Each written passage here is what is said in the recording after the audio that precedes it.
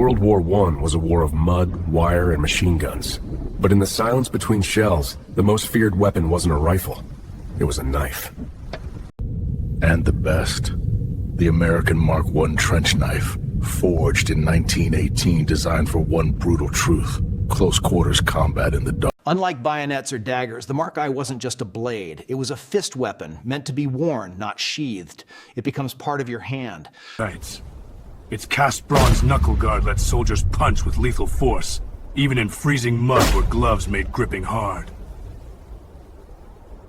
The blade?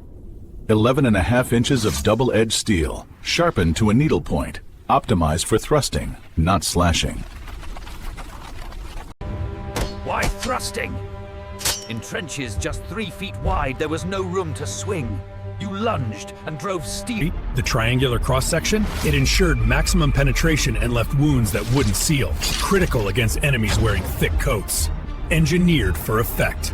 French and British knives had flat blades. German, Lange Messer, were long but unwieldy. The Mark I, balance, speed, and stopping power. Form follows function.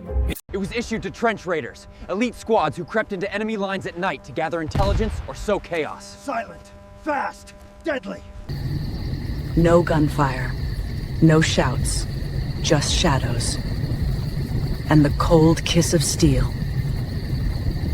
The Mark I scabbard clipped to the belt, always accessible, never snagging on barbed wire or trench ladders.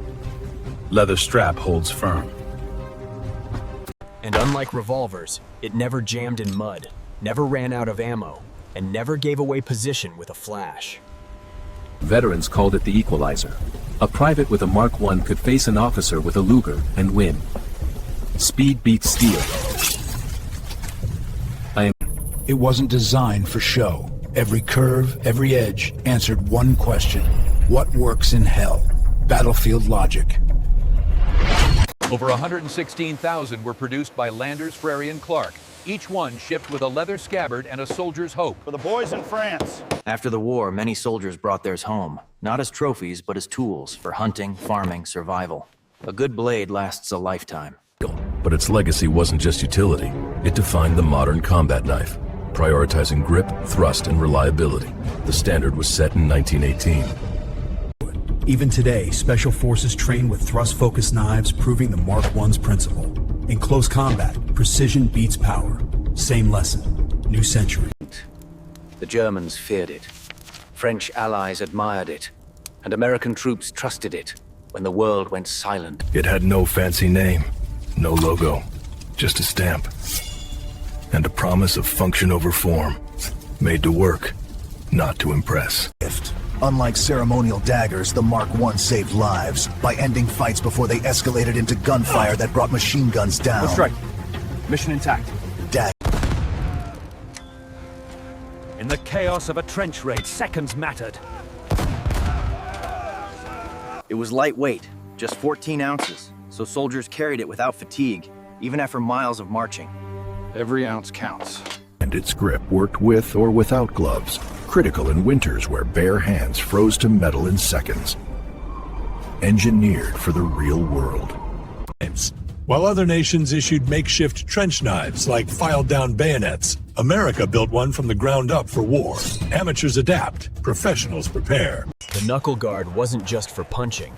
It protected the hand from enemy blade slides during parries. Defense built in. And if disarmed, the soldier still had brass knuckles, a last resort weapon when the blade was lost. Never unarmed. This wasn't fantasy. It was battlefield pragmatism, born from lessons in the mud of Verdun and the Somme. We learned from their pain. U.S. Army manuals drilled recruits. Thrust low, twist, withdraw. 3 seconds to neutralize a threat. Again. It wasn't a weapon of aggression. It was a tool of survival. For when the rifle jammed, the pistol failed. Today, it rests in museums, not as a relic of violence, but as a masterpiece of functional design, honored for its purpose. Collectors call it the perfect trench knife. Not because it's rare, but because it solved the problem perfectly. They got it right. 40. No other World War I knife combined grip, blade geometry, and multifunction used so completely. The Benchmark. Even the scabbard was smart. Riveted leather with a wire hanger, designed to stay put during crawls and climbs. Thought through. In a war of industrial slaughter, the Mark I returned combat to human scale.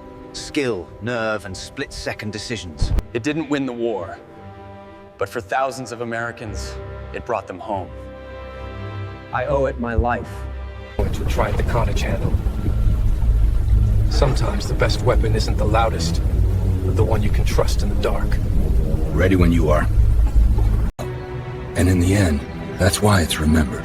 Not for how it killed, but for how it protected those who carried it. A soldier's companion. Other knives were tools of desperation. The Mark I was a tool of intention, designed by engineers who listened to soldiers. They told us what they needed. It embodied the American approach to war, practical, innovative, and relentlessly focused on the individual fighter. Support the man on the line. While Europe refined old doctrines, America built new tools for a new kind of war. We fought differently. It was never issued to every soldier, only to those who needed it most. Elite, essential, effective, right tool, right hand. In the Museum of War, most weapons shout. The Mark I whispers and wins. Because in the trenches, noise meant death. The Mark I meant life. Go unseen. Strike sure. It wasn't beautiful, but it was true. Honest steel for an honest fight. No lies in its making. That's the real measure of a weapon. Not how it looks, but how it serves the one who carries it.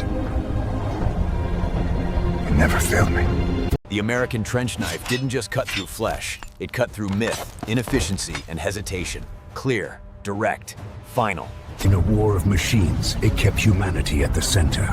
One hand, one heart, one decisive moment. This is mine to do. So why was it the best? Because it understood the soldier and gave him exactly what he needed to survive the night. That's why it endures. Not for glory, not for show, but for the quiet courage of those who went into the dark and came back. The Mark I trench knife. A simple piece of steel that spoke the language of survival. Rest now. And in its silence, it tells a story, not of war, but of the men who endured it. We honor them. Why the American trench knife was the best weapon of World War I. Because when everything else failed, it worked.